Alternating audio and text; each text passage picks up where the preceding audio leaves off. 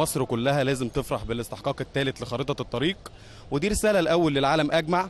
هي خريطة الطريق تتحقق بعد الاستفتاء على الدستور وانتخاب رئيس الجمهورية السيد مصير عبد الفتاح السيسي. وها هي المرحلة الثالثة والاستحقاق الثالث هو لخريطة الطريق، وهو انتخابات مجلس النواب.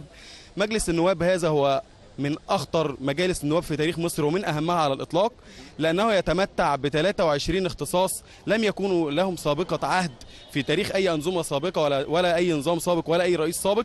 النهاردة الدستور كفل لمجلس النواب، يكفي أنه كفل له أن يسحب الثقة من رئيس الجمهورية ذاته، يكفي أنه كفل له أن يقترح عليه اسم رئيس الوزراء قبل تعيينه، ويكفي أنه يراجع الميزانية وله اختصاصات واسعة قلصت كثيرا جدا من اختصاصات رئيس الجمهورية.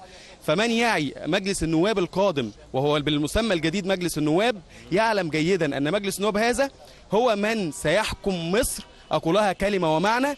ورئيس الجمهورية هو أي نعم هو حاكم مصر وهو رئيس الدولة، ولكن اختصاصات جعلت لمجلس النواب حتى يكون هناك استقرار سياسي وديمقراطي في مصر في المرحلة القادمة. أستاذ هاني، إذن يعني يجب أن يتفاعل معنا المواطن واللي هو هيدي صوته في البرلمان على أن البرلمان القادم أو مجلس النواب القادم له من الأهمية القصوى، بحيث أنه الناس عليها أنها تقبل وأنها تروح التصويت. إن لم تكن إيجابيا في صنع مستقبلك ومستقبل أبنائك متى تكون إيجابيا؟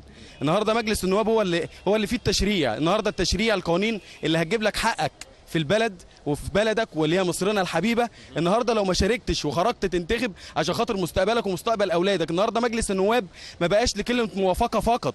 مجلس النواب اصبح يصنع تاريخ لمصر، يصنع قوانين، يحاسب رئيس الجمهوريه، يحاسب الوزراء، يحاسب كل من يضيع عليك حق، ياخذ لك حقوقك.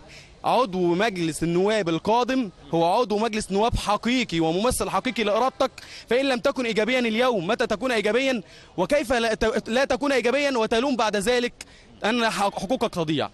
اصنع مجلس النواب وشارك بإيجابية، ولا تشارك وترشح مرشح ما بعاطفة أو بمصلحة شخصية، إنما اختيار مجرد لمصلحة عامة وهي مصلحة مصر.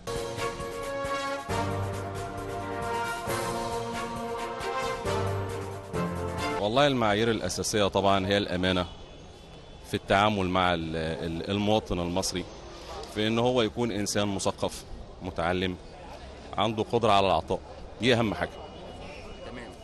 أما بالنسبة للنواحي السياسية، يعني النواحي السياسية دي شغل ملوش حد يعني. طيب انت شايف ايه الامال او شايف ايه الطموحات اللي ممكن تلقى على عاتق مجلس النواب القادم يعني وما حصلتش طبعا ولم تتحقق ولم يقترب منها في التنفيذ في البرلمانات الماضيه؟ لا، النهوض بالاقتصاد طبعا هو ده اساس الوضع. طيب ما هنا محتاج التشريعات، هو يوحد الى المجلس النواب بان هو صاحب التشريعات والرقابه على اداء الحكومه. هو لازم سعادتك يحط تشريعات تساعد على الاقتصاد وانه ينهض، لان الاقتصاد في الفتره دي يعني يعتبر مفيش.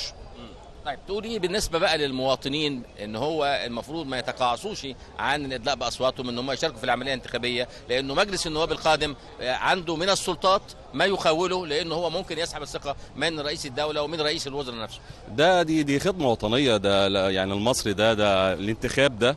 انا راجل وطني مصري لازم انزل اقول صوتي واعبر برايي انا موافق او رافض، لان هو اللي مش هيعمل كده مش هيبقى مصري. ناخب المفروض ان هو ما يبيعش صوته، ما يقبلش انه يبيع صوته في مقابل ازازتين زيت ولا كيس سكر، لان للاسف معظم الناخبين مش فاهمين او مش عارفين الشخصيه اللي رايحين بيرشحوها هي ايه، فاللي بياخد قرشين او اللي بياخد اي شويه تموين بيروح، ودول للاسف نسبه كبيره فينا. بنتمنى اللي ما يعرفش حد يرشحه وعارف انه كويس ما يروحش.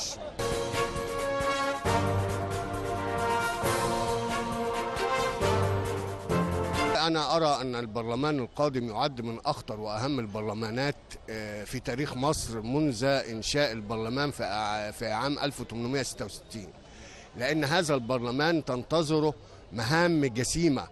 أول حاجة، البرلمان ده يجب أن يكون مشغولا بتطهير كافة القوانين سيئة السمعة اللي بتطبق واللي تاريخ صدورها مضى على أكثر من 100 عام. ثانيا، من المهام الرئيسية للبرلمان القادم أن يناقش كافة القوانين التي اتخذها السيد الرئيس خلال الفترة السابقة. أيضا من المهام الرئيسية إن إحنا عارفين إن البرلمان بيقوم بدور رقابي، دور تشريعي ورقابي، وأهم حاجة إن إحنا عايزين يكون عند كافة المواطنين شعور بالتدقيق وحسن اختيار النائب القادم. وأنا بنتهز الفرصة دي، إحنا شفنا نماذج، وأنا وقفت قدام مجلس الشعب قبل كده وكتبت كده على يافطة وقلت أداؤكم سيء ورديء وغير مستحب عند الناس في البرلمان بتاع 2012. شفنا الاداء شكله ايه، وشفنا ان هم انشغلوا بحاجات فرعيه وسابوا شؤون البلد وسابوا كل حاجه في البلد. انشغلوا بان البنت تتجوز وهي عندها 9 سنين، انشغلوا بان المراه تقعد في البيت ما تشتغلش. فانا عايز انبه الى ان هذه التيارات بتلعب دور خبيث جدا هذه الايام حتى تتمكن من الوصول الى البرلمان.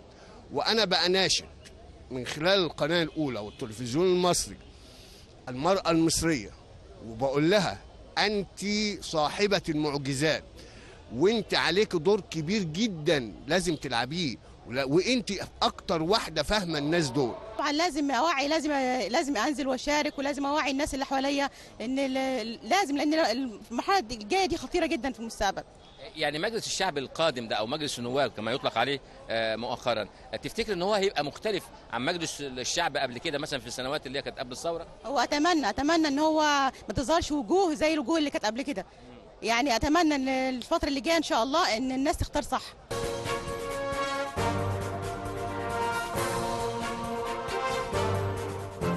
اللي بيرشح نفسه ويتقدم للترشيح يجب ان يكون مثقف، عالم بأمور الدولة، عالم بالقوانين الموجودة، وإن هي تؤدي الغرض وتؤدي أمال الشعب المصري.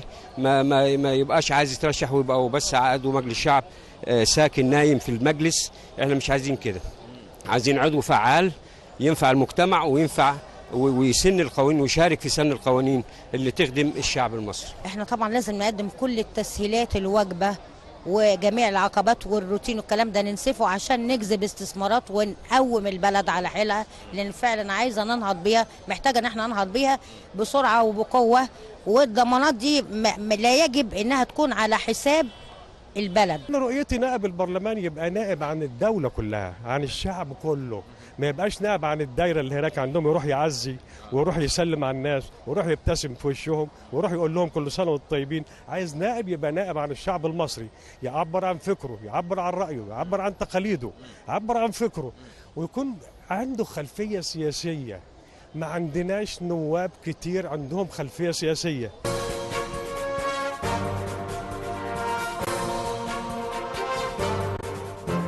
التدقيق والتمحيص في اختيار عضو مجلس النواب القادم شيء في منتهى الأهمية، لأن هذا المجلس سوف يختلف كلية عما سبقه من مجالس نيابية أخرى. شكرا لكم، وإلى اللقاء وجولة جديدة من جولات كاميرا الأولى.